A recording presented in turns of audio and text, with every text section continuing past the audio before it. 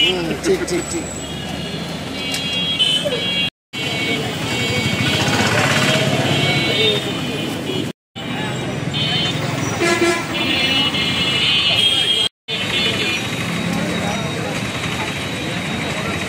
ইসলামী ব্যাংকের নিকট করে যে অবৈধ নিয়োগ দিয়েছিল ইসলামী ব্যাংকের গ্রাহকদের বৈধ অধিকার ফিরিয়ে দেওয়ার অবৈধ নিয়োগের বিরুদ্ধে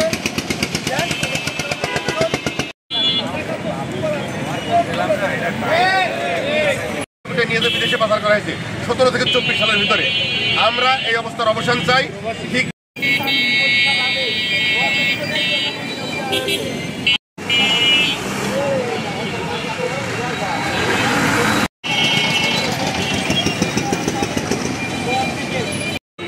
এই ইসলামী ব্যাংক সম্পর্কে সারা বাংলাদেশের সবাইকে জানা আছে। ইসলামী ব্যাংক নেওয়ার মাধ্যমে যারা যোগ্য মানুষ তাদেরকে ব্যাংকে নিয়োগ দেওয়া হোক, পরীক্ষার মাধ্যমে নিয়োগ দেওয়া হোক।